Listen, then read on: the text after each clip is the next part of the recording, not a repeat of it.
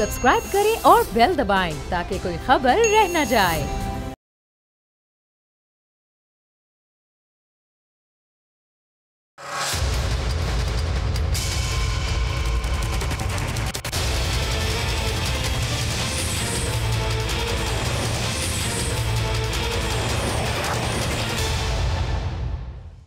अस्सलाम वालेकुम, आप देख रहे हैं प्रोग्राम बस बहुत हो गया। मैं हूं अरबाब जहांगीर। 2 दिन बाद भी मुल्क में बिजली के बड़े ब्रेकडाउन की वजूहात मालूम ना की जा सकी। हफ्ते की रात कराची, इस्लामाबाद, लाहौर, पेशावर, कोयटा समेत मुल्क भर में ब्लैकआउट हो गया था और तमाम छोटे बड़े शहर और देहात तारीकी में डूब गए थे। इस ब्रेकडाउन के बाद मुल्क के बड़े बिजली घरों जेहलम, मंगला, तरबेला में पावर प्लांट्स बंद होने की वजह से सिंध, पंजाब, बलूचिस्तान और खैबर पख्तूनख्वा में बिजली का निज़ाम दरहम बरहम हुआ, जिसके बाद कई खदशात और अफवाहें गर्दिश करने लगीं। चंद खुद साख्ता तज्जियाकारों का यह ख्याल था कि पूरे मुल्क में बिजली का ब्रेकडाउन सानेह मज से तवज्जो हटाने के लिए किया गया है। लेकिन आज DG-ISPR major general Babar Iftikhar ने मुल्की दाखिली और खारजी सिक्योरिटी सूरत हाल पर प्रेस कॉन्फ्रेंस में सारे खदशात दूर कर दिया और बलूचिस्तान में अमन अमान की सूरत हाल एक बार फिर मौजूए बहस बन गई। कहा कि बलूचिस्तान में इंटेलिजेंस बेस ऑपरेशन हो रहे हैं, भारतीय दहशतगर्दी के सबूत दुनिया के सामने पेश किए और डिस इन्फो लैब के जरिए भी भारतीय दहशतगर्दी के शवाहिद दुनिया के सामने आ चुके हैं। DG-ISPR ने फौज पर लगाए जाने वाले इल्जामात का जवाब देते हुए वही बात कही जो वजीर आजम इमरान खान भी कहते हैं कि फौज हुकूमत का ज़ेली इदारा है, जो बातें की जा रही हैं वो अच्छी नहीं है और इसका जवाब हुकूमत पाकिस्तान ने अच्छे तरीके से दिया है, लिहाजा फौज को सियासी मामलात में आने की जरूरत नहीं है। तर्जुमान पाक फौज ने एक बार फिर वाज़ेह कर दिया कि सियासी मामलात पर तबसरे से गुरेज करता हूं, लेकिन यह नहीं कहा कि फौज मुखालिफ बयानात से तशवीश नहीं। जो भी बातचीत की जा रही है इसके बावजूद अपना काम कर रहे हैं। फौज का मोराल बुलंद है, जिस नौयत के इल्जामात लगाए जा रहे हैं उनमें कोई वजन नहीं है। मेजर जनरल बाबर इफ्तिखार का कहना था कि इलेक्शन की बात की जाती है। पाक फौज को हुकूमत वक्त ने इलेक्शन कराने का कहा और पाक फौज ने अपनी पूरी जिम्मेदारी और दयानतदारी से इलेक्शन कराए। इलेक्शन पर किसी को शक है या मसला है तो पाकिस्तान के इदारे काम कर रहे हैं, उस पर मुतल्लिका इदारों को ही फैसला करना है तो उनसे ही राब्ता करना चाहिए। फौज पर तनकीद और इल्जामात में कोई हकीकत हो तो जवाब दें। इन चीज़ों में मुलव्विस होना नहीं चाहते, जो हमारा काम है वो करेंगे। फौज अपना काम कर रही है, ऐसी कोई इल्ज़ामात में कोई हकीकत हो, कोई वज़न हो तो उसको रिस्पॉन्ड किया जाता है। हम इन चीज़ों में ना इन्वॉल्व होना चाहते हैं, ना होंगे इंशाल्लाह। फौज का जो काम है वो अपना काम करती रहेगी और मोराल अल्हम्दुलिल्लाह मोराल भरपूर तरीके से बेहतरीन मोराल है। DG-ISPR ने कहा कि DG-ISPR ने PDM के सरबराह मौलाना फजल रहमान के पिंडी मार्च से मुतालिक सवाल पर जवाब देते हुए कहा कि मौलाना के पिंडी आने की कोई वजह नहीं बनती। अगर वो पिंडी आएंगे तो उन्हें चाय पानी पिलाएंगे, उनकी अच्छी देखभाल भी करेंगे। मुझे उसकी कोई वजह नज़र नहीं आती पिंडी आने की, और अगर फिटॉल वो आना चाहते हैं तो हम इंशाल्लाह उनको चाय पानी पिलाएंगे, अच्छा उनको लुक आफ्टर करेंगे। और इस प्रेस कॉन्फ्रेंस के बाद वज़ीर आज़म पाकिस्तान इमरान खान जनरल कमर जावेद बाजवा से मुलाकात भी हुई। उस मुलाकात में भी DG-ISPR मौजूद थे और उस मुलाकात में सानिया मज की मजम्मत की गई और साथ ही मुजरिमों को कैफर किरदार तक पहुँचाने के अज़्म को एक बार फिर दोहराया गया। साथ ही LOC पर जो खिलाफ वर्जियाँ भारत की जानिब से मुस्तकिल बुनियादों पर जारी हैं उससे मुताल्लिक भी कुछ हिकमत अमली को तय किया गया। इस पूरी सूरत हाल पर गुफ्तगू करते हैं नबील कबूल साहब, पाकिस्तान पीपल्स पार्टी के सीनियर रहनुमा हमारे साथ मौजूद हैं। तो नबील साहब, ये जब ब्लैकआउट हुआ था, पूरे मुल्क की बिजली चली गई थी, 1-2 रोज़ तक ये बातें होती रहीं कि सानिया मज को दबाने के लिए, उसको पीछे डालने के लिए, उस पर जो वज़ीर आज़म का रिएक्शन था उसको उस खबर को दबाने के लिए ये ब्लैकआउट किया गया है। लेकिन आज तो इन तमाम खबरों ने तकरीबन दम तोड़ दिया। एक बार फिर सानिया मज की बात हो रही है, वज़ीर आज़म आर्मी चीफ की मुलाकात में DG-ISPR बलूचिस्तान की अमन अमान की सूरत हाल पर बात कर रहे हैं। तो आपको लगता है अगर चंद लोग ऐसा सोच भी रहे थे तो ये गलत सोच थी? देखिए, ये तो रूमर्स तो बहुत उस दिन जिस दिन ब्लैकआउट हुआ था, बड़े बड़े रूमर्स जो है गर्दिश कर रहे थे। और आपको पता है पाकिस्तान के अंदर मियाँ बीवी का तलाक भी होता है तो उसके ऊपर रूमर्स चल पड़ती हैं कि जी कोई और रीज़न था और फिर एक दूसरे के ऊपर इल्ज़ामात थे और इस तरह की बातें। मैं इसको अहमियत इसलिए नहीं देता हूँ कि ब्लैकआउट तो देखें, ये तो हुकूमत खुद ही ब्लैकआउट से गुजर रही है। हुकूमत के अंदर जो बैठे हुए लोग जो हुकूमत चला रहे हैं उनको अभी तक ये नहीं पता है कि पूरा पाकिस्तान जो है वो अंधेरों में कैसे चला गया। माशी तौर पर तो अंधेरों में पाकिस्तान है, लेकिन इस ब्लैकआउट की वजूहात क्या है अभी तक वजूहात का पता नहीं चला है। मैं नहीं समझता हूँ कि ये मच से जो है वहाँ से जो है इनका हटाने के लिए जो है ये ब्लैकआउट किया गया है। ब्लैकआउट जो है जेन्युइनली हुआ है, जिस पे इन्होंने कहा है कि हमने कुछ ऑफिसरों को जो है सस्पेंड भी किया है, लेकिन बता नहीं पा रहे कि रीज़न क्या है। तो जाहिर है फिर लोगों को, आपको पता है आजकल ट्विटर का ज़माना है, ट्विटर में इनके ही लोग बैठे होते हैं जो कि ट्रेंड्स बनाते हैं। और आपने देखा जब ब्लैकआउट हुआ तो फिर इमरान खान के खिलाफ कैसे कैसे बातें शुरू हुई, ट्रेंड्स कैसे कैसे चले। तो मैं समझता हूँ कि मुल्क खुद अभी दिक्का स्टार्ट चल रहा है और फिर जो है ब्लैकआउट हुआ, फिर इन्होंने आस्ते आस्ते अपने जिधर जिधर इनके ये पावर हाउसेस थे उनको दिक्का स्टार्ट में दोबारा स्टार्ट किया। तो अब जब तक इमरान खान है तो दिक्का स्टार्ट पे तो चलेगा। तो नबील साहब, आपको लगता है कि 2012-2015 में जब ब्लैकआउट्स हुए थे उस वक्त की हुकूमतों ने मुकम्मल वजाहत पेश की थी और वजूहात बताई थी कि क्या वजूहात हैं ब्लैकआउट्स की और मुस्तकबिल में नहीं होंगे? ऐसा हुआ था माजी में? मुझे याद नहीं है 2012-15 की, मुझे याद नहीं है। 2012 की हुकूमत में पीपल्स पार्टी थी, 2015 की हुकूमत में नवाज शरीफ की हुकूमत थी, लेकिन मुझे नहीं पता उन्होंने वजूहत बताए नहीं बताए। मैं तो आज की बात कर रहा हूँ कि आज की हुकूमत ने वजूहत नहीं बताए। सही, चलें अब ज़रा ये DGISPR ने मौलाना साहब को एक बड़ा प्यार भरा पैगाम दिया है कि वो आएँ, पिंडी आना क्यों चाहते हैं पहले तो वजूहत बता दें, और अगर आएंगे तो फिर चाय पानी से उनकी तवाज़ु की जाएगी, ख्याल भी रखा जाएगा, देखभाल भी की जाएगी। तो इस दावत के बाद फिर आप PDM क्या सोचेगी, जाएगी पिंडी या फिर इस्लामाबाद की तरफ ही जाना है? देखें, जनरल इफ्तिखार साहब ने जो है ना मौलाना को ऑफ़र जो है ना वो कोई अच्छा ऑफ़र नहीं दिया। चाय पानी के लिए मौलाना नहीं जाएंगे। अगर वो अच्छा ऑफ़र देते, अगर खाने का ऑफ़र देते, अगर साथ में हलवा मिठाई इस तरह के ऑफ़र देते तो फिर शायद मैं समझता हूँ मौलाना फजल रहमान चले जाते हैं। लेकिन अभी मौलाना फजल रहमान ने सिर्फ ऑफ़र किया है, लेकिन उनको आगे से रिस्पॉन्स अच्छा नहीं मिल रहा है। तो जब अच्छा रिस्पॉन्स नहीं मिलेगा तो फिर मौलाना नहीं जाएंगे, और चाय पानी के लिए सिर्फ जब हलवा मिलेगा फिर जाएंगे। तो लेकिन नबील साहब, इन हालात में तो वैसे चाय पानी भी बुरी ऑफ़र नहीं लग रही, क्योंकि कुछ जमातें सेनेट और ज़िमनी इंतखाब की तरफ भाग रही हैं। कुछ मौलाना को कह रहे हैं आप भी आए, इंतखाब लड़ें। अब आज मालाकंड में मरीम नवाज़ मौजूद नहीं है, कभी बिलावल साहब मौजूद नहीं होते, कभी सिंध में मौलाना साहब नहीं आते। तो इस वक्त तो अगर चाय पानी की ऑफ़र भी मिल रही है तो एक्सेप्ट करनी चाहिए नहीं करनी चाहिए, क्या ख्याल है आपका? मुझे नहीं पता मेजर जनरल इफ्तिखार का मकसद क्या है चाय पानी का, लेकिन चाय पानी का अगर उन्होंने कहा है तो फिर मैं मेजर जनरल इफ्तिखार को कहूँगा कि मौलाना फजल रहमान जो है उनको मैं जानता हूँ, वो चाय पानी पीने के लिए नहीं जाएंगे और वो रिफ्यूज़ कर देंगे जब तक आप जो है वहाँ पर मौलाना के शौक़ की चीज़ें आप उनको नहीं खिलाएंगे। और मौलाना की शौक़ की चीज़ें आपको पता है कि वो खाने के बड़े शौकीन हैं। जब तक आप उनको खाना और हलवा नहीं खिलाएंगे वो नहीं जाएंगे। उन्होंने अभी से रिफ्यूज़ कर दिया, जो कि मुझे इन्फॉर्मेशन। सही। और तो फिर नबील साहब, अब सेनेट के इंतखाबात PDM मुश्तरका तौर पर अपने उम्मीदवार लाएगी, मिलकर लड़ेगी, या वही अलग अलग जमातें, पीपल्स पार्टी अलग, नून लीग अलग, मौलाना साहब अलग, और फिर आपकी कुव्वत भी बिखरती हुई नजर आएगी? क्या देख रहे हैं आप माहौल? फैसला नहीं हुआ है, इस पर बातें चल रही हैं, अभी तक फैसला नहीं हुआ है। लेकिन अगर PDM चाहती है, कामयाबी चाहती है सेनेट के इलेक्शन में, तो अगर मिलकर लड़ेंगे तो आपको पता है कि जो नंबर 2 वोट्स भी जो है वो भी काउंट होते हैं। तो इस तरीके से हमें सेनेट में ज़्यादा सीटें मिल सकती है बनिस्बत PTI की। तो अगर मिल के लड़ेंगे तो ऑपोजिशन का फ़ायदा है, मिल के नहीं लड़ेंगे तो ऑपोजिशन का नुकसान है। अभी ऑपोजिशन को चाहिए कि अपना यूनिटी दिखाए हुकूमत बहुत घबराई हुई है। इमरान खान साहब बहुत घबराए हुए हैं।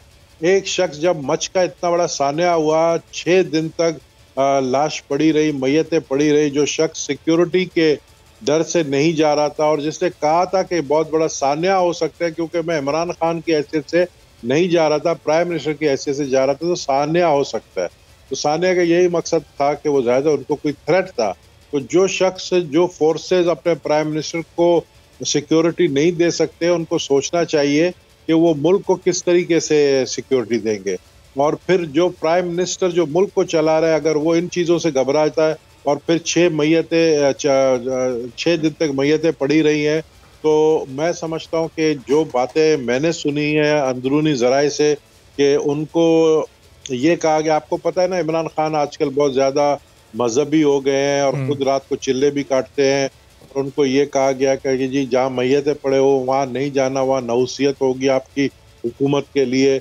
और ये वजह थी, इमरान खान ने बोला कि जब तक उनको दफनाएंगे नहीं जब तक मैं नहीं जाऊँगा। ये मैंने बातें सुनी है, हो सकता है ये गलत हो, लेकिन नबील कपूर साहब, ये सारी हाउस की ये तो एक तरह की तोहम परस्ती और ये तो सब सोशल मीडिया पर ट्रेंड कर रही थी, ये चीज़ें सोशल मीडिया पर ये वायरल थी। लेकिन जो वज़ीर आज़म ने पहले दिन कहा था कि आप अपने जनाजों की तदफीन कर दें, मैं फिर आऊँगा, और उन्होंने अपना कहा पूरा किया। जनाजों की तदफीन के चंद घंटों बाद ही वो वहाँ पर पहुँच गए। और फिर माजी में भी तो हमने देखा मुस्लिम लीग नून के 5 साल दौर में वज़ीर आज़म पाकिस्तान कभी वहाँ नहीं गए। मरियम साहिबा अभी PDM के प्लेटफॉर्म से वहाँ पर गई, लेकिन माजी में तो वो कभी नहीं गई। मॉडल टाउन का सानिया हुआ, वहाँ नहीं गई। मुख्तलिफ ऐसे वाक़यात हो चुके हैं जहाँ बिलावल भुट्टो जरदारी भी, मरियम साहिबा भी नहीं पहुँच गई हैं। देखिए, उनकी जो लवाकिन थे, लवाकिन का डिमांड क्या था? वो कहते थे हमें कुछ नहीं चाहिए, सिर्फ प्राइम मिनिस्टर एक दफ़ा आके हमारी बातें सुन ले। मैं नहीं समझता हूँ नवाज शरीफ के वक्त में इस तरह जो है लवाकिन ने कहा था कि प्राइम मिनिस्टर आए। उन्होंने शायद डिमांड आर्मी चीफ का किया था उस वक्त, या FC के चीफ का किया था, लेकिन प्राइम मिनिस्टर का नहीं किया था। अगर उस वक्त करते तो उनको जाना चाहिए था, चाहे वो नवाज शरीफ होता, चाहे वो यूसुफ रजा गिलानी होता, उनको जाना चाहिए था। और नबील साहब अभी जो वो अपनी डिमांड करते हुए ये भी कह रहे थे कि रियासत का सरबरा समझकर हम इमरान खान को इस मुल्क का बाप समझते हुए दावत दे रहे हैं। वो जो रजा आगा साहब की गुफ्तगू आपने भी सुनी होगी, इसका मतलब उनको प्राइम मिनिस्टर पर भरोसा था कि वो उनकी डिमांड्स पूरी कर सकते हैं, तो उनको वो बुला रहे थे। और माजी में जब वाक़यात हुए तो मियां नवाज शरीफ साहब पर शायद भरोसा नहीं था उन लोगों को, इसलिए वो आर्मी चीफ को दावत दे रहे थे। देखिए, जो 2012 या 15 की आप बात कर रहे हैं, मुझे उसका इल्म नहीं है, लेकिन मैं ये कहूँगा कि इमरान खान को क्वेटा से भी सीट मिली है। इमरान खान बलूचिस्तान में भी उसके वोट बैंक है। ज़ाहिर है हज़ारा कम्युनिटी ने जब अगर डिमांड किया था तो वो उसके वोट बैंक थे, उन्होंने डिमांड किया कि उनके प्राइम मिनिस्टर आए। 6 दिन तक वो नहीं गए। अफसोस हुआ कि लाशें पड़ी हुई हैं, अफसोस हुआ मैयतें पड़ी हुई हैं। आपको पता है जब तक मैयतों को दफनाया नहीं जाता, लवाकिन जो है वो उनको चैन नहीं आता है। उतनी बेचैनी, -5 डिग्री में बैठे हुए माएँ बहनें बच्चियां बैठी हुई हैं। तो ये बड़ा दुख हुआ कि प्राइम मिनिस्टर ने अपना जिद मनवाया, और वो मैं समझता हूँ जीत के भी हारे। वो अपना जिद तो उन्होंने मनवा लिया अपना आना परस्ती में, लेकिन वो जीत के भी हारे। लेकिन नबील साहब, ज़ाहिर है उनके वफाकी वुज़रा वहाँ पर मौजूद थे, वो मुस्तकिल उनसे राब्ते में थे, वो डिमांड्स उन तक पहुँच रही थी, वो मानने को भी तैयार थे। तो ये नहीं कहा जा सकता कि वो बिल्कुल ही इस पूरी सूरत हाल से लाइल्म थे। वहाँ पर अली जैदी साहब तो मुस्तकिल मौजूद थे, जुल्फी बुखारी मौजूद थे, वज़ीर आला बलूचिस्तान मौजूद थे। डिमांड उनका कुछ नहीं था, डिमांड यही था कि प्राइम मिनिस्टर आए, और कोई डिमांड नहीं था। और डिमांड ये था कि अब फ्यूचर में इनको तहफ़्फ़ुज़ मिले। तो वो जो डिमांड प्राइम मिनिस्टर का था लाने का, उनका मेन डिमांड यही था। आपने सुना होगा बार बार कह रहे थे कि प्राइम मिनिस्टर एक दफ़ा आए, उनको आना चाहिए। तो प्राइम मिनिस्टर जब आए नहीं तो फिर अब देखें, इनके जो वजीरों की आप बात करें उनकी कोई हैसियत है नहीं। ये तो आपको पता है मुंतखब वजीर है, ये मुंतखब वजीर मुंतखब MNA नहीं है। ये MNA ये खुद रात को हार गए थे बुरी तरीके से, और सुबह उठे तो उनको कहा गया भाई आप हारे नहीं, आप जीत गए हो।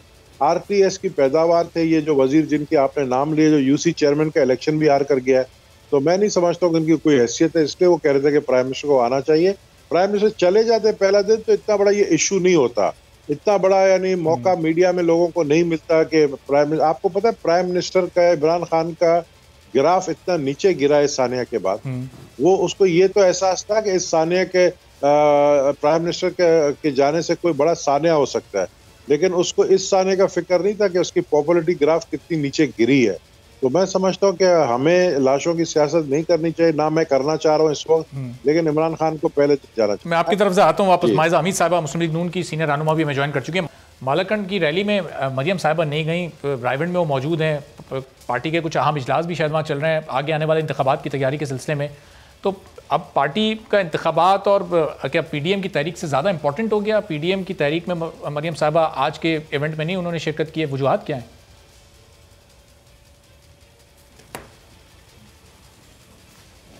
बिस्मिल्लाहिर्रहमानिर्रहीम। बात देखें, यही बात हम लोग बार बार रिपीट कर रहे हैं। 2 हफ्ते से ये बात जो है ये PTI के लोग बार बार कर रहे हैं, और बार बार जो है इसी चीज़ पे खुशियाँ मना रहे हैं या खुशफहमी का शिकार हैं कि हम लोग PDM में एक बंदा, एक लीडर नहीं जा रहा या दूसरा लीडर नहीं जा रहा, या जो है उसमें PDM में कोई आपस में लड़ाई हो गई है। This is not the case. Issues her political party के डिफरेंट होते हैं। हर पॉलिटिकल पार्टी, अब जिस तरह पीपल्स पार्टी है वो सिंध में गवर्नमेंट में है, उनके अपने इश्यूज हो सकते हैं। ज़रूरी नहीं है कि हर PDM के जलसे के ऊपर हर लीडर का आना ज़रूरी हो। मजबूरियाँ भी होती हैं इंसान की, और वो अपने रिप्रेजेंटेटिव भेजते हैं, और वो काफ़ी बड़े लीडर खुद भी जो है काफ़ी बड़े लीडर हैं। जिस तरह आपने बहावलपुर की रैली देखी होगी, उसमें यूसुफ रज़ा गिलानी साहब को उन्होंने भेजा, और इस तरह जो है अब सीनियर लीडरशिप को अगर भेज दिया जाए और रैली जो है वो उसी तरह और उसी पेस पे चल रही हो रैलीज, और वो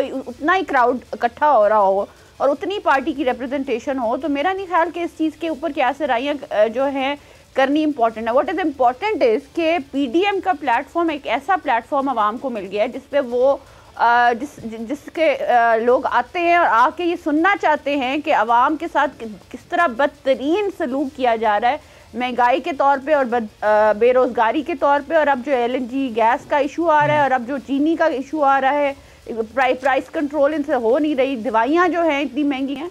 और देखिए ना, साल का शुरू हुआ है और जो है घी महंगा किया है इन्होंने, आई बिलीव 5 रुपये महंगा किया, 50 रुपये चीनी महंगी कर दी है। तो आम आदमी का रहना जो है वो मुश्किल हो गया है। और मेरा ख्याल है कि मैंने एक जगह अभी भी पढ़ा है कि पाकिस्तान में जो है सबसे ज़्यादा नंबर 1 पे चला गया है महंगाई, एज फार एज महंगाई इज़ कंसर्न्ड।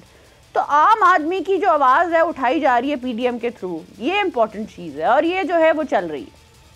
सही, लेकिन माहिर साहब ज़ाहिर है जब कोई पॉपुलर लीडर जो अपनी जमात का पॉपुलर लीडर होता है वो किसी इवेंट में नहीं होता, तो वहाँ पर फिर उस जमात की जो उसको देखने आए हुए होते हैं उन लोगों को कुछ मायूसी तो होती है। बहरहाल चलें, मरियम साहिबा की शायद वहाँ ज़्यादा मसरूफियत थी, रायबंद में वो नहीं गई। अब ये बता रहे कि आज मसरूफियात उनकी थी क्या ज़िमनी इंतखाब के लिए, सेनेट इंतखाबात के लिए अब आप लोग अपने लोग फाइनल कर रहे हैं पीडीएम के तहत, इसको मुश्तरका तौर पर लड़ रहे हैं, या मरियम साहिबा इस वक्त सोच रही हैं कि नून लीग अलहदा से इंतखाबात में जाएगी?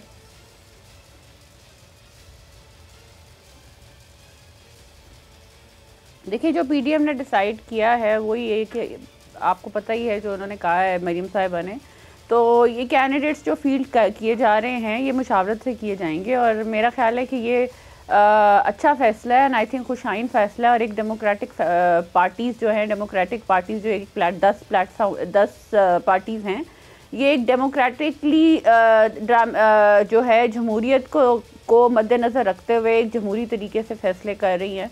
तो आई बिलीव ये तो खुशाइन बात है, लेकिन ये डरने वाली बात है पीटीआई की हुकूमत के लिए कि इतना बड़ा प्लेटफॉर्म जो है और इतनी पॉलिटिकल पार्टीज़, हर सूबे की जो है रिप्रेजेंटेशन है उधर, वो में जो है वो कौमी मसाइल पे बात कर रही है, लेकिन जो करंट गवर्नमेंट है उसके कान पे जूं तक नहीं रिंग रही। देखिए ना, आप अब कितने 2.5 ईयर्स हो गए हैं, हम बात करी जा रहे हैं महंगाई की कि ये मसला हो, प्राइस कंट्रोल नहीं हो रही, आपकी एडमिनिस्ट्रेशन से भी प्राइस कंट्रोल नहीं हो रही, आपके मिनिस्टर से भी प्राइस कंट्रोल नहीं हो रही।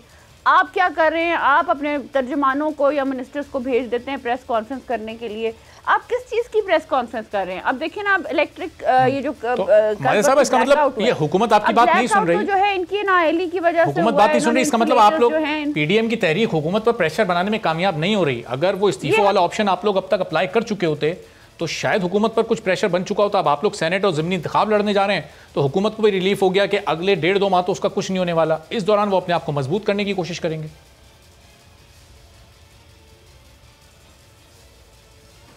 देखिए, वो कभी भी अपने आप को मजबूत नहीं कर सकते, क्योंकि हुकूमतें होती हैं मजबूत जब आपकी मईशत जो है वो उठने लगती है, जब आपका आम आदमी जो है वो जिसको इतने बड़े वादे किए थे कंटेनर पे कि हम 300 दिनों में जो है 50 लाख घर और पता नहीं कितनी नौकरियां दे देंगे, वो वाले वादे लोगों को याद आते हैं बार बार। अब वो लोग इतनी बड़ी एक्सपेक्टेशंस बढ़ा दी, और अब आप आके ये कह रहे हैं कि हमें तो आइडिया ही नहीं था कि हमने हुकूमत किस तरह चलानी है। तो आपने तो हुकूमत को घबराहट में डाल दिया, आवाम को घबराहट में डाल दिया कि भाई हमें तो हमारे ऊपर जो मसल्लत किए गए हैं उनको तो पता ही नहीं है कि फॉर एग्जाम्पल गाड़ी चलाने के लिए ड्राइवर जिसको रखा गया वो ड्राइवर को ड्राइविंग ही नहीं आती। पहले वो कहता था मैंने पता नहीं रेसिंग कार चलाई हुई है। सो मेरा पॉइंट ऑफ व्यू ये है कि ये चीज़ें जो हैं आम आदमी के लिए ये चीज़ें इंपॉर्टेंट है। हमारी पीडीएम स्ट्रॉन्ग से स्ट्रॉन्ग होती जा रही है जब हम अपना बयानिया जो है वो हमारे बयानिए के साथ हमारी आवाम मिलती जा रही है, और साथ जो है मईशत वीक होती जा रही है। और इस मईशत के वीक होने से, फॉरेन पॉलिसी के वीक होने से जो है हुकूमत तो ऑटोमेटिकली वीक हो रही है। ये इस वजह से हम इस्तीफा लेने आए हैं, देने नहीं आए। हम पहले इस्तीफा लेंगे और हम इंशाल्लाह इस्तीफा लेने आ रहे हैं बहुत जल्द। ठीक है, तो नबील साहब, जो इस्तीफे देकर जो प्रेशर हुकूमत पर डाला जा सकता था, आप समझते हैं कि अब ये 31 तक की डेडलाइन, फिर उसके बाद लॉन्ग मार्च की अभी कोई तारीख तय नहीं है? गो के आपने मेरे साथ पिछले प्रोग्राम में आपने एक पेशगोई भी की थी कि 3 या 4 तारीख को शुरू होगा, 7 तारीख को इस्लामाबाद पहुंच जाएगा। फिर लॉन्ग मार्च के बाद धरना देना है या नहीं देना, ये भी क्लियर नहीं है। इस्तीफे कब देने हैं, अभी ये भी कोई वाज़ेह तारीख सामने नहीं है। तो हुकूमत को किसी हद तक रिलीफ आपने दिया हुआ है, वो अपने अंदर सुकून में है कि अभी कुछ तय नहीं है, पीडीएम के प्लेटफॉर्म से कोई चीज़ें फाइनल नहीं है? नहीं, ये तय तो ज़ाहिर मीटिंग में करेंगे 31 जनवरी के बाद। 31 जनवरी तक का टाइम दिया गया है। मालाकंड में भी जलसा आपने देखा रखा है, और उसके बाद मजीद और जलसे होंगे 31 जनवरी तक। और 31 जनवरी के बाद फिर एक डेट दिया जाएगा लॉन्ग मार्च का। और लॉन्ग मार्च का ये प्लानिंग है कि लॉन्ग मार्च जैसी पहुंचेगी इस्लामाबाद, और उसके बाद जितने भी MNAs और MPAs हैं वो अपने अपने इस्तीफा स्पीकर को देंगे। मैं समझता हूँ कि इस्तीफों के बाद ये हुकूमत जो कह रही है ना हम बाई इलेक्शन कराएंगे, ये करा नहीं पाएंगे। तो कोई भी हाउस को 50% अगर आप खाली छोड़ देते हैं तो 50% हाउस के मेंबर्स जो हैं वो मैं समझता हूँ कि उधर बाई इलेक्शन हो नहीं सकता है। तो नबील साहब, इसका मतलब कि सेनेट इलेक्शन के बाद ही आपका लॉन्ग मार्च होगा, क्योंकि सेनेट इलेक्शन लड़ने का फैसला तो पीडीएम कर चुकी है और लॉन्ग मार्च के बाद इस्तीफे देने हैं। तो अगर इस्तीफे दे दिए तो फिर सेनेट इलेक्शन कैसे लड़ेंगे? नहीं, सेनेट इलेक्शन तो देखिए लड़ेंगे, क्योंकि सेनेट का इलेक्शन का डेट मेरे ख्याल में इन्होंने कहा है फरवरी के एंड में शायद इनको कोई डेट मिलेगा। और फरवरी के एंड में इनको डेट अगर कोई मिलेगा सेनेट के इलेक्शन है, जब तक हमारा लॉन्ग मार्च होगा, क्योंकि हम खाली छोड़ना नहीं चाहते सेनेट को, हम खाली छोड़ना नहीं चाहते। हम ये बिलीव करते हैं कि सेनेट अगर हम मुश्तरका तौर पर लड़े और अगर हम सेंसिबली लड़े तो हम जो है सेनेट में अक्सरियत हासिल कर सकते हैं। सेनेट हम इनको लेने नहीं देंगे। उसके बाद फिर सेनेट के बाद फिर जब इस्तीफे आएंगे तो फिर इनको कौमी असेंबली में अपना जो है इनको दिखाना पड़ेगा कि इनको मेजॉरिटी हासिल है या नहीं है, क्योंकि ये इस वक्त 4 सीटों के ऊपर खड़े हैं। इनकी हुकूमत, प्राइम मिनिस्टर की हुकूमत इमरान खान की 4 सीटों पे खड़ी है, और वो 4 सीट वाले भी जो है उनसे तंग हैं, 4 सीट वाले भी जो है बेजार हैं, उनके भी काम नहीं हो रहे हैं। तो वो भी जो है हमें, मुझे लग रहा है कि ये हमारा साथ ही देंगे। तो दो रास्ते मुझे नजर आ रहे हैं। तो नबील साहब, तो उनकी तरफ तो आपका डेलीगेशन गया था ताज हैदर साहब की सरबराही में, लेकिन कोई बात ऐसा लगा बनती दिखाई नहीं दी। हुकूमत ने अभी उनको अपने साथ ही रखा हुआ है। ये वक्त बताएगा, जब वक्त आएगा उस वक्त देखेंगे। लेकिन मैं समझता हूँ कि ये भी पॉसिबिलिटी है। 3 पॉसिबिलिटी मुझे नजर आ रहे हैं। पहली पॉसिबिलिटी ये है कि वोट ऑफ नो कॉन्फिडेंस में भी जा सकते हैं कौमी असेंबली में अगेंस्ट द प्राइम मिनिस्टर। दूसरी पॉसिबिलिटी ये है कि प्राइम मिनिस्टर जब ये सूरत हाल देगा कि वो मेजॉरिटी इसके पास नहीं रही है तो वो खुद प्रेसिडेंट को असेंबली डिसॉल्व करने के लिए कहेगा। और अगर ये दोनों चीजें नहीं हुई तो फिर तीसरा जो होगा एक्शन होगा वो ये होगा कि पीडीएम के सारे मेंबर्स जो है इस्तीफा देंगे। उसके बाद तो फिर कोई रीजन नहीं रहेगा इस हुकूमत को रहने के। जब पूरी पार्लियामेंट आधी रह जाएगी तो फिर आधी पार्लियामेंट को चला के ये तो मैं नहीं समझता फिर चला पाएंगे। ठीक है, बिल्कुल नबील साहब, ये 3 ऑप्शन जो आप बता रहे हैं कि पीपल्स पार्टी और आपके जहन में 3 ऑप्शन हैं, मुस्लिम लीग नून के पास कौन कौन से ऑप्शन हैं? क्या वो भी इन्हीं ऑप्शन पर गौर कर रहे हैं? और फिर अगर लॉन्ग मार्च सेनेट इंतखाबात के बाद होता है तो फिर फरवरी का महीना तो पूरा ऐसे निकल जाएगा। इस सवाल में माइजा साहिबा के सामने रखूंगा एक ब्रेक के बाद।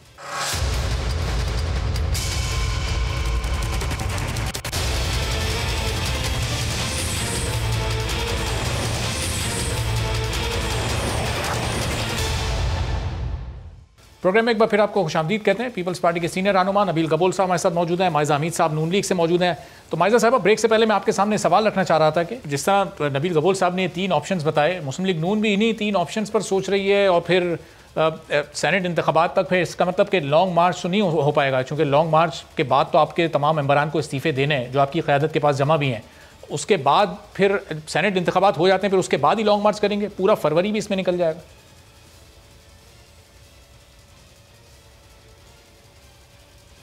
देखिए, timing is not of the issue. हमारे पास नंबर्स हैं, हमारे पास 10 पार्टीज़ हैं, हमारे पास हमारे MNAs MPs हमारे साथ खड़े हैं। अब बाई इलेक्शन में भी हम लोग खड़े कर रहे हैं। सो माय पॉइंट इज़ कि देखिए, गवर्नमेंट घबराई हुई है। गवर्नमेंट घबराई इस तरह हुई है कि आपके सामने है कि जो इंतकामी कार्रवाइयाँ की जा रही हैं वो इसीलिए की जा रही हैं ताकि हुकूमत जो है वो जो गवर्नमेंट के जो अपोजिशन के लोग हैं उनको तोड़ सके। अब रीसेंट एग्जांपल है ख्वाजा आसिफ साहब की कि ख्वाजा आसिफ साहब ने कैटेगोरिकली कहा कि अगर उन्हें कहा गया था कि अगर आपने जो है PMLN नहीं छोड़ी या पार्टी अपनी नहीं छोड़ी तो आप पे नैब के केसेस हम बनाएंगे और आपको जो है नैब की कस्टडी में ले जाया जाएगा। अब इससे ज्यादा क्लियर स्टेटमेंट क्या हो सकती है? लेकिन माजिद साहब ये क्लियर तब होगा, ये क्लियर स्टेटमेंट तब होगी जबकि नाम भी सामने आएंगे। कारकर्दगी पे मैं सिर्फ लेट मी कंप्लीट बात आप मुझे लेट मी कंप्लीट हुकूमत जो है अपनी परफॉर्मेंस पे बिल्कुल जो है वो तवज्जो नहीं दे रही। उनका काम ये है कि वो नैब के ऊपर प्रेशर डाली जा रही है कि इनके जो PDM के लोग हैं उनके MNA MPs को पॉलिटिकल पार्टीज को तोड़ा जाए, ब्लैकमेल किया जाए किसी तरह, और वो इनसे हो पा नहीं रहा। So that is the last resort that they have gone to. अब मुझे ये बताएं कि इसके बाद जो है अगर अभी भी पार्टीज जो हैं नहीं हिल रही अपनी जगह से, MNA MPs इंटैक्ट हैं, तो हमें किसी चीज़ का डर नहीं है। इस्तीफे सारों ने एक दफ़ा मरियम साहिबा ने कहा, अगले दिन इस्तीफे, उन्होंने डेट भी दी, उस डेट से पहले इस्तीफे जो हैं वो उनकी भरमार हो गई। तो आप क्या समझते हैं कि पार्टी लॉयल्टी कोई चेंज करने वाला है? सो सबसे ज़्यादा कंसर्न की बात अभी PTI के लिए ये है कि एक तो अपोजिशन जुड़ी हुई है और दूसरा जो है अवाम तंग आई हुई है और बेहद तंग आई हुई है। सही। तो माजिद साहब ये जो स्टेटमेंट था ये ख्वाजा आसिफ साहब वाला जो मरियम साहिबा ने उनकी गिरफ्तारी के फौरी बाद दिया था, वो क्लियर तब होता जब वो नाम भी बताती हैं कि ख्वाजा आसिफ साहब को किस इदारे के किस शख्स ने ये ऑफ़र दी कि वो मियाँ साहब का साथ छोड़ दें, उन पर केसेस 15 से 20 दिन में ख़त्म हो जाएंगे। वो नाम तो अभी तक मुबहम है, पर्दे के पीछे हैं, अभी तक आपकी क़यादत ने उसके वो नाम नहीं बताएं।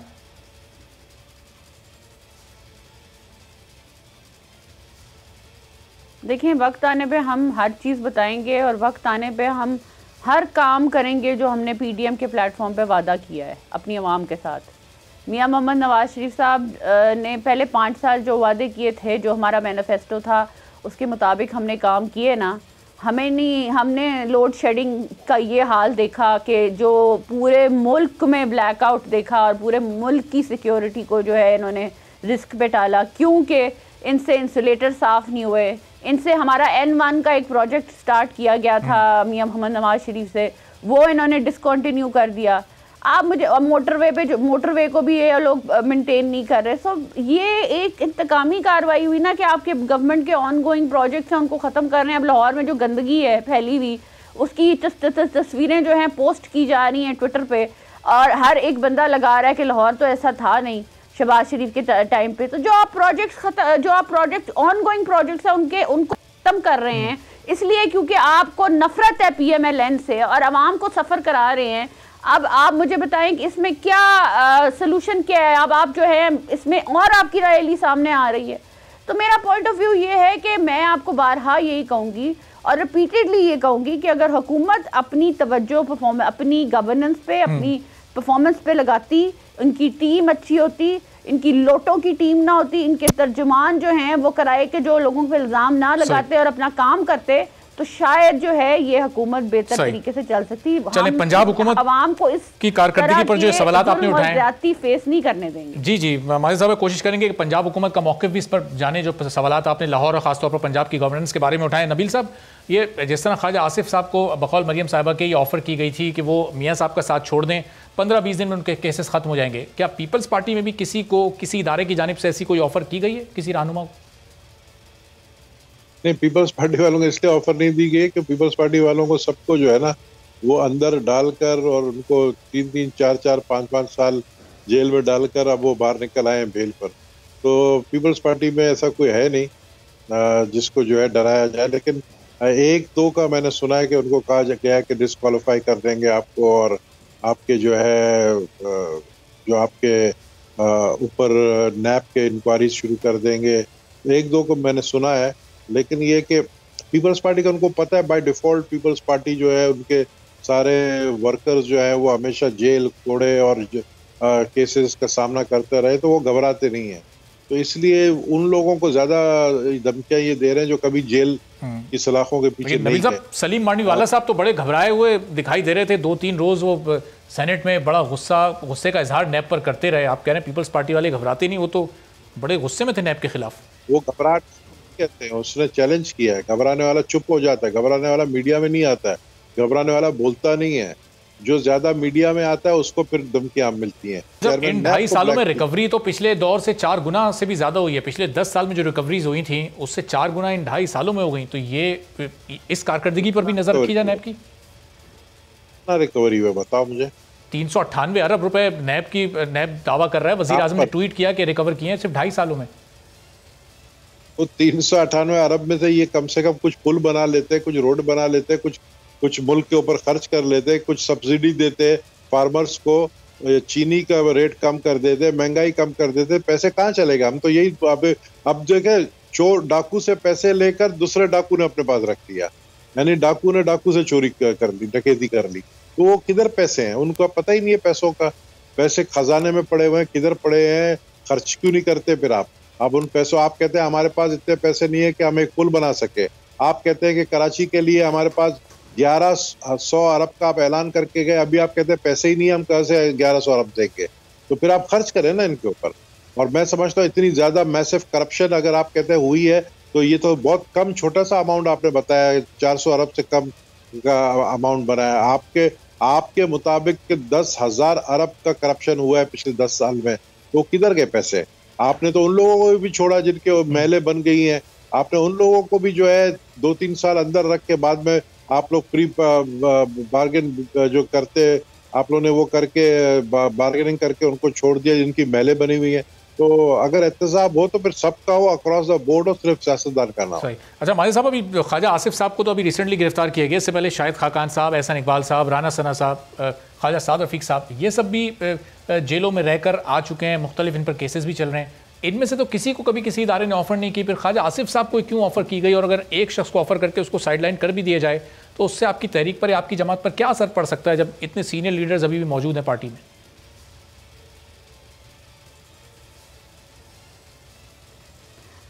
पहले तो मैं एक ऑब्जर्वेशन है मेरी एज अ पार्लियामेंटेरियन, अब मेरा तीसरा टेन्योर है।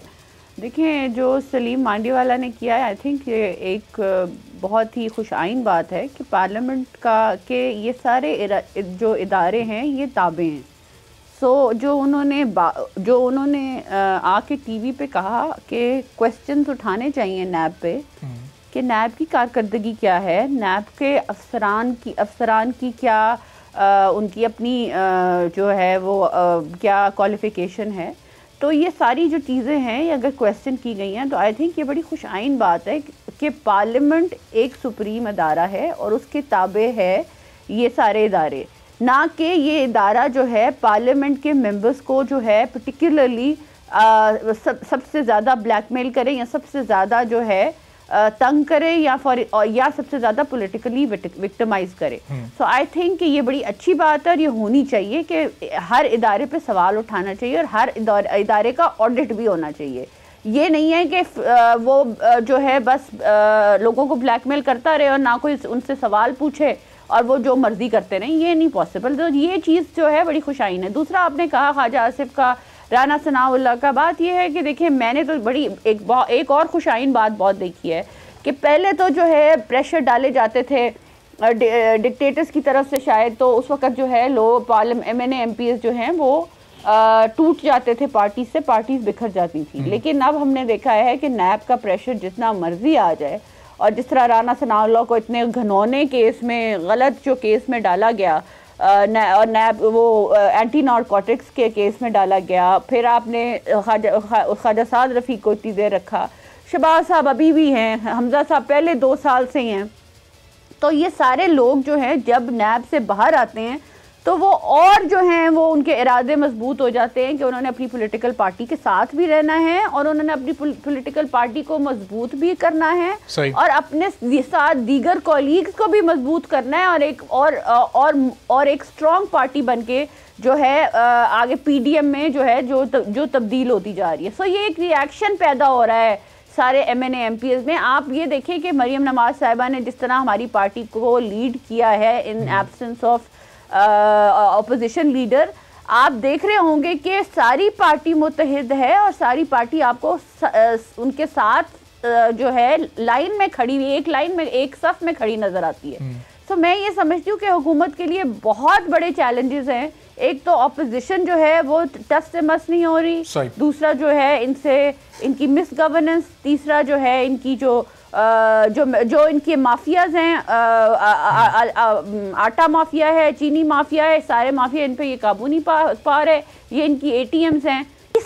तीसरा सबसे बड़ा चैलेंज, ठीक है, ये तमाम चैलेंजेस हैं हुकूमत के लिए। बहुत शुक्रिया। जी जी, माइजा अमीन साहबा, नबील कबूल साहब, फॉरेन फंडिंग का केस बिल्कुल खत्म हो गया। बहुत बहुत दोनों अपनी अपनी पार्टी के सीनियर मेंबरान हमारे साथ मौजूद थे और इख्तिताम के वक्त माइजा साहबा ये कह रही थी कि हुकूमत के सामने जो बड़े चैलेंजेस हैं वो मिस गवर्नेंस का बड़ा चैलेंज है, इसके अलावा जो फॉरेन फंडिंग का केस है वो उनके लिए एक बहुत बड़ा चैलेंज है, और फिर सबसे बढ़कर पाकिस्तान डेमोक्रेटिक मूवमेंट यानी PDM की जो तहरीक है वो उनके लिए एक बड़ा चैलेंज है। अभी एक ब्रेक लेते हैं, उसके बाद हुकूमत को दरपेश एक और बड़े चैलेंज यानी महंगाई पर बात करेंगे, चूंकि उसका सिलसिला रुक नहीं पा रहा है। एक ब्रेक के बाद इस पर बात होगी।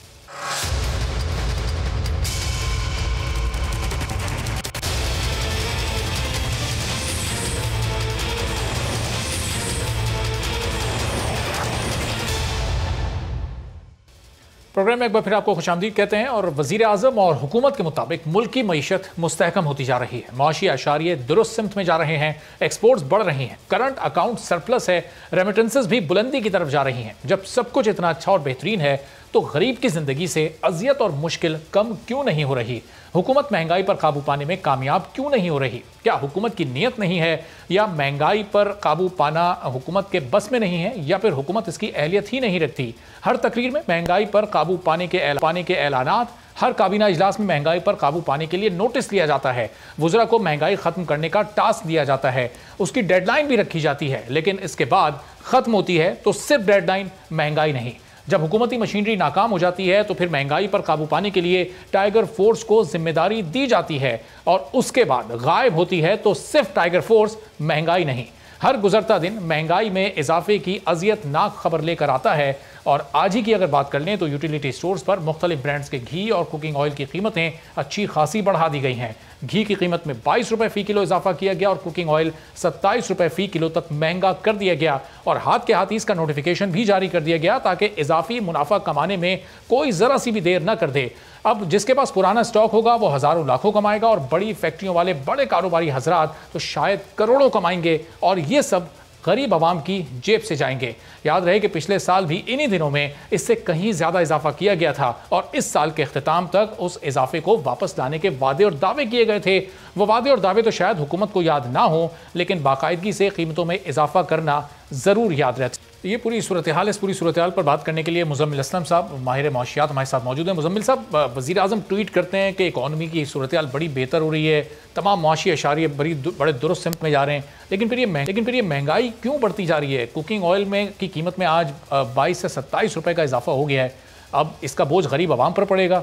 एक ऐसा मुल्क जिसकी मईशत बेहतर होने जा रही है, वज़ीर आज़म मईशत की बेहतरी की बातें कर रहे हैं और आवाम महंगाई का बोझ उठा रही है। ये तो आपस में आपको तजाद नहीं नजर आ रहा मुजम्मिल साहब? देखिए, बात यह है कि कुकिंग ऑयल जो है पाकिस्तान का जो है तकरीबन बाहर से आता है, इंपोर्ट होता है।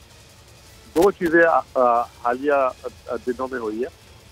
नंबर एक कि जब से कोविड हुआ था पूरी दुनिया में सप्लाई चेन डिस्टर्ब हो गई, यानी कि जो कंटेनर पहले $1000 का आ रहा था 3 महीने पहले, वो $5000 का हो गया, क्योंकि कंटेनर दुनिया में शॉर्ट हो गया। तो जो राहदारी है वो बहुत, यानी किराया बहुत राहदारी के पीछे। दूसरी चीज़ ये हुई है कि इंटरनेशनली जितनी भी कमोडिटी थी उनकी प्राइसेस बहुत बढ़ गई हैं, और उनकी प्राइसेस बढ़ने की वजह से जो है वो कीमतें बढ़ गई हैं। तो ये यहाँ पे जो तेल और घी की कीमत बढ़ी है उसकी जो एक बुनियादी वजह है वो है इंटरनेशनली मार्केट की तेजी। अच्छा, और ये जो जितना भी घी और तेल है वो एक गवर्नमेंट नहीं मंगाती, जिस तरह चीनी जो है हुकूमत उसका रेट निकालती है, ये निजी सेक्टर जो है मंगाता है, इम्पोर्टर्स मंगाते हैं, ये सारा का सारा बाहर से आता है। तो इसमें हुकूमत के हाथ में कुछ भी नहीं है। सही। जिस तरीके से मुर्गी की कीमत है, अगर मुल्क में मुर्गी की कीमत बढ़ती है तो सारा का सारा निजी सेक्टर करता है, इसी तरीके से वो भी अगर आलमी मालियाती मार्केट में उसकी कीमत नीचे आएगी तो यहाँ पे भी नीचे आ जाएगी। सही। लेकिन मुजम्मिल साहब, पिछले कुछ दिन में चीनी की कीमत अभी बढ़ी, आटे की कीमत अभी तक वो वापस नहीं आ सकी जो हुकूमत ने वादा किया था वापस लाने का। बिजली की प्राइसेस अभी पिछले कुछ दिनों में बढ़ी हैं। तो ये महंगाई तो हो रही है, आवाम पर ये बोझ तो पड़ रहा है, लेकिन फिर अगर मईशत दुरुस्त सिमत में जा रही है तो ये बोझ भी कम से कम नहीं होना चाहिए? देखिए, अगर मीशत दुरुस्त जा रही है, दो चीजें होती है, या तो अगर महंगाई नीचे नहीं आ रही तो आवाम की आमदनी बढ़ा दें, और मुझे लगता है कि कीमतें तो नीचे लाना नामुमकिन है। अगर आप कीमतें नीचे लाएंगे तो किसान उसको पैदा नहीं करेगा, उससे मुझे नुकसान है उसका। तो अब एक ही हल है कि आप आमदनी बढ़ाएं, और आमदनी जो है हुकूमत को जो है 6 महीने बाद बजट आ रहा है तो मिनिमम वेज जो है 18,000 से कम 25,000 करनी चाहिए। सरकारी मुलाजमीन की पिछले साल तनख्वाह नहीं बढ़ी थी, हुकूमत के हालात अगर बेहतर हो रहे हैं जो वजीर आजम कह रहे हैं, तो अगले साल सरकारी मुलाजमीन की तनख्वाह भी जो है 15-20% से ज्यादा बढ़नी चाहिए। तो अब इसका तरीका ये है। सही, लेकिन मुजम्मिल साहब, सरकारी मुलाजमीन की तनख्वाहें तो हुकूमत बढ़ा देगी, फिर वो प्राइवेट सेक्टर जो करोड़ों लोग प्राइवेट जॉब्स करते हैं उनका क्या होगा? वो तो फिर ये महंगाई का पूरा बोझ उन पर पड़ जाएगा। नहीं, बात समझ नहीं रहे ना। मैं ये कह रहा हूँ कि मिनिमम वेज जो एक आम आदमी को मिलती है उसको भी हुकूमत जो है बढ़वाए, 18,000 से 25,000 करे या 28,000 करे, तो आम आदमी की आमदनी बढ़ेगी। अच्छा, लेकिन आप भी कह रहे हैं कि जो आपका तज्जिया कह रहा है वो ये कीमतें वापस नहीं आ सकती, ये महंगाई इसी तरह चलती रहेगी। नहीं, अगर आप कहेंगे 35 रुपए का आटा होना है, वो नहीं हो सकता। हाँ, हो सकता है तेल और घी की कीमतें जो अभी हालिया दौर में बढ़ी है वो वापस आ जाए, अगर आलमी मालियाती मार्केट की रेट नीचे आ जाए, क्योंकि पाकिस्तान में तेल खुदरी तेल पैदा ही नहीं होता। ठीक है, चीनी की कीमत जो है वो 55 रुपए नहीं हो सकती, वो सेल्स टैक्स वगैरह के साथ 80 रुपए हो सकती है, 75 रुपए हो सकती है। अगर कोई इस इंतजार में रहे कि वो 55 वापस हो जाएगी तो वो नहीं होगी। सही। मुर्गी की कीमत टमाटर की कीमत की तरह है कि अगर टमाटर 400 से 4 रुपए हो सकता है तो मुर्गी की कीमत भी 400 से 200-150 रुपए हो सकती है। तो बास कमोडिटीज है उनकी प्राइसेस टिकी है, जैसे आटा है, चीनी है, और बास कमोडिटीज है वो अगर फसल खराब हो गई है या कोई ऐसी वजूहत है तो उनकी कीमत एकदम आसमान को छूती है और एकदम आसमान से नीचे आ जाती है। ठीक है, चलें मुजम्मिल साहब साथ ही रहेगा। अब्दुल रऊफ साहब, अब जाहिर है आप भी ये जो कहते हैं महंगाई किस तरह से होती है, क्यों ये कम नहीं हो पाती, तो इसमें आप लोग क्या मुनाफाखोरी भी एक फैक्टर है कि हुकूमत की जानिब से चीज़ें उतनी नहीं कीमत बढ़ाई जाती और मुनाफाखोर खुद से बढ़ा देते हैं, जो रेट लिस्टें होती हैं गवर्नमेंट की उसको नहीं फॉलो किया जाता, और फिर मिडिल मैन का जो किरदार है उसको महदूद करने के लिए हुकूमत क्या क्या स्टेप्स ले सकती है आपकी नज़र में? देखिए, जहाँ भी दस्तावेजात नहीं होंगे ना, देखिए जहाँ अभी बात हुई कि जी ये कीमतें, देखिए डिमांड और सप्लाई की कीमतें होती हैं बराबर, बिल्कुल सही बात है, लेकिन जहां तक ये मिडिल मैन का किरदार है, जिनकी दस्तावेजात नहीं है, गन्ना भी है हमारे पास, तो आखिर ये गन्ना जा कहाँ रहा है? गन्ना तो वही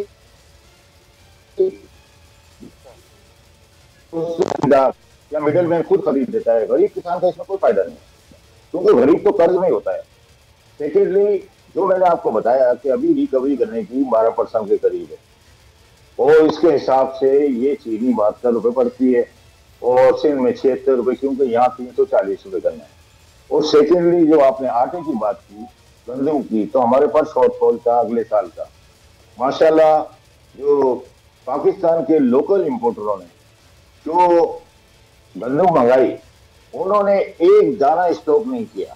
अच्छा। उसको बाजार में फराम करते गए, किसी पे इल्जाम लगाना ये मुनासिब भी नहीं, वो फराम करते गए। यूक्रेन और रशिया से जो गंदम आ रही थी वो जब कम रेट था उसका 240 रुपए US$ था टन का, और आज बढ़ के $320 हो गई है। आज ये गंदम हमारे यहाँ जो शॉर्टफॉल है, गवर्नमेंट ऑफ पाकिस्तान से मेरी अपील है कि जो उनके पास स्टॉक है जी उसको वाफिर। तो अब्दुल रऊफ साहब ये बताएं कि आप देखें, आप अभी आपकी जो एसोसिएशन है वो ये जो सरकारी रेट आते हैं आपके पास, जो नरखनामे हर दुकान में आवेजा होते हैं, आप लोग मेक श्योर करते हैं कि तमाम दुकानदार उसी के मुताबिक चीज़ें बेचें? चूँकि अक्सर ये देखा गया है, ये चीज़ें रिपोर्ट भी हुई हैं कि उसमें कीमतें कुछ और होती हैं, दुकानदार कीमत अपने ख़रीदार को कुछ और दे रहा होता है। इसकी रोकथाम को आप कैसे मुमकिन करेंगे? देखो, मैं आपको बताऊं, जो होलसेल जो बाजार है उसमें ये चीज़ें नहीं हो सकती, नहीं फिक्स नहीं हो सकती। इसकी वजह है कि ये जो हमारी कंट्री है अभी, ये इंपोर्ट कंट्री बन चुकी है। देखिए, हमारा जो मसूर दाल, चना, ये समझ लें सफेद छोला, लोबिया, हत्ता कि आज चीनी भी हम इंपोर्ट करने पे हमारी मजबूरी है। हमारी मजबूरी गंदम इंपोर्ट भी हो गई, तो ये तो इंपोर्ट कंट्री बन चुकी है। अब ये हम इंटरनेशनल मार्केट से चलेंगे, सही ऐसा नहीं होगा कि इसका फिक्स प्राइस होगा। कभी इंटरनेशनल मार्केट कम हो जाती है, कभी बढ़ जाती है। होलसेलर इतना नफा नहीं कमाता। यहाँ रिटेलर का मसला है, बहुत बड़ा रिटेलर का मसला है। देखिए आप अंदाजा लगा लें कि 88 रुपए की चीनी अगर होलसेल में है तो आप रिटेल में जाए 100 रुपए की मिलेगी। आप दाल का अंदाजा लगा लें सही, तो 6 रुपए चने की दाल का रेट। ठीक है, चले अब्दुल रऊफ साहब रुकिएगा जरा। तो मुजम्मिल साहब, इसका मतलब ये जो हुकूमत जब हुकूमत में आने से पहले पिछली हुकूमत पर तनकीद करती थी महंगाई पर, और अपनी हुकूमत में आने के बाद महंगाई में कमी के दावे करती थी, वो अनरियलिस्टिक दावे थे, आदादो शुमार से आगाही नहीं थी, होमवर्क पूरा नहीं था, इसलिए अचानक से इतनी महंगाई हुई और फिर वो दावे भी कहीं हवा हो गए। देखिए बात ये है कि हम जो है समझते हैं कि अगर कोई दावा कर रहा है तो वो कुरान का हक है और वो हद पे आखिर है। बात ये है कि ये कमोडिटीज है ना, ये इसकी एक अपनी साइकिल होती है और कमोडिटीज हर चौथे या पांचवें साल ऐसा होता है कि जिसमें जो है प्राइसेस उसकी आसमानों पे चली जाती है। 2008 में हमने देखा था ये माहौल, और एक ये हमने देखा था 2017 में। तो फसल खराब होना ये कुदरती अमल है। अब ये कोरोना था, कोरोना से पूरी दुनिया लॉकडाउन हो गई। एक टाइम ऐसा था कि 100% दुनिया का कारोबार बंद हो गया था, सप्लाई चेन के इशू आ गए थे, उसके असरात है। ये अगर आप देखें तो पड़ोस ममालिक में भी जो है इसी तरीके से जो है, बांग्लादेश में भी इसी तरीके से अजनास की कीमतें बढ़ी हैं। तो अगर ये भी मनता हुकूमत से डाल देना कि घी की कीमत बढ़ गई, तेल की कीमत बढ़ गई, महंगाई भी बढ़ी, it's a global phenomena at the moment. और अच्छी चीज ये है कि अब आप ये देखें कि पिछले साल जो अभी साल गुजरा है इसमें कपास के अलावा सारी फसलें अच्छी आई है। चीनी की कीमत 120 से 80 आई थी, अभी वापस 8-10 रुपए सुनने में आ रहा है ऊपर आई है। लेकिन उसकी एक वजह है, वो वजह ये है कि अगर आप इंटरनेशनल मार्केट से सस्ती कोई भी चीज रखेंगे यहाँ से स्मगल हो जाएगी। आपके मुल्क का सबसे बड़ा इशू स्मगलिंग का है, और स्मगलिंग अगर यहाँ से हो जाती है तो चीजें बाहर निकल जाती है। तो यहाँ पे प्राइसिंग को जो है इंटरनेशनल मार्केट, ठीक है, आप बिल्कुल सही कह रहे हैं मुजम्मिल असलम साहब। और शब्बर जैदी साहब तो इसी स्मगलिंग के मामले पर अपनी सीट और अपनी सारी पावर भी छोड़कर चले गए। बहुत शुक्रिया मुजम्मिल असलम साहब। अब्दुल रऊफ इब्राहिम साहब हमारे साथ मौजूद थे, और जो मुल्क की बढ़ती हुई गुफ्तगू हो रही थी, और इस महंगाई के अलावा एक और डिमांड वज़ीर आज़म पाकिस्तान से हमारी ये है कि चेयरमैन पैमरा सलीम बेग को अब उनके ओहदे से हटा दिया जाए। चूँकि हमारे प्रोग्राम में फिरदौस आशिक अवान ने भी ये कहा था कि वज़ीर आज़म पाकिस्तान इमरान खान बोल के साथ कभी कुछ गलत नहीं होने देंगे, और बोल चूँकि हमेशा हक़ और सच की आवाज़ उठाता है तो वो बोल के साथ खड़े होंगे। तो बोल अब उनके इस अमल का मुंतज़िर है कि वो कब एक्शन लेते हैं और चेयरमैन पैमरा सलीम बेग को तब्दील करते हैं और किसी और शख्स को उनकी जगह उस ओहदे पर लगाते हैं। क्योंकि प्राइम मिनिस्टर से हमें बड़ी उम्मीद है, उनसे हमारी ये दरख्वास्त है और कि इस हमारी उम्मीद को वो पूरा करेंगे और फिरदौस आशिक अवान के जो अल्फाज थे उनको अमली जामा पहनाएंगे। आज के प्रोग्राम से इजाज़त दीजिए, अल्लाह हाफ़िज़।